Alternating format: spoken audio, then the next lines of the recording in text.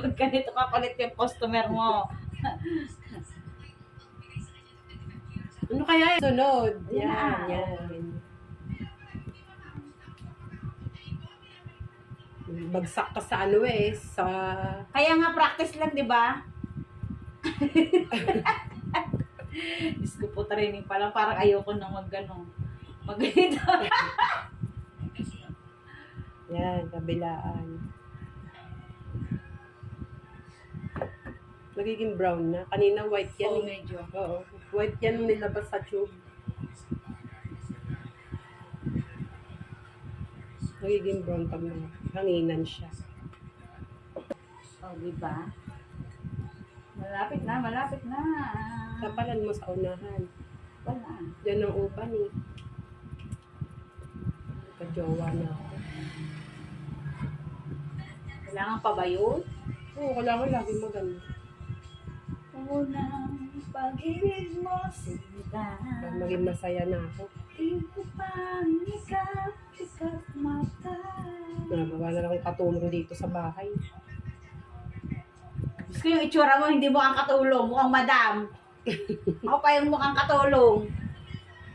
Kung ikaw ang katulong, nag-aasa ka ng amo mo. Kasagasa. Nakita pa akong uban, patay ka sa akin. Huwag mo naman ang papatayin. Kaya mo ba ang palitan? Hindi. Oo. Pala akong kaya umintang kain akong patayin. Bilis ni Nene maglaba ah. Galit ka ba? Hindi kasi nga yung pangit yung suklay mo. Binadaan mo ko, pinipilipit mo na yung leg ko eh. Hindi ka naman eh. Dito. Ay, ang dami. Kaya nga.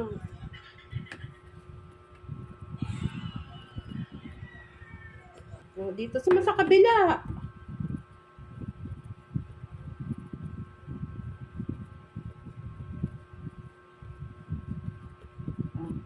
Ito, tagtarin mo sa unahan.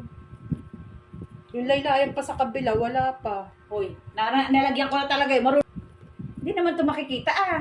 Eh, pa nagsusuklay ako sa company din. Iniikot-ikot Talaga. ko yung ulo ko sa Pa salamin. naman itong hindi naman nakikita eh.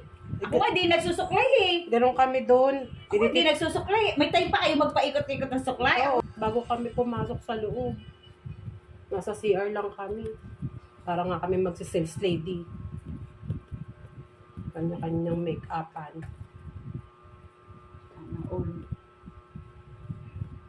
Yung unahan, tagtarin mo, lintik na yung uban na yan. Bye! Thank you for watching!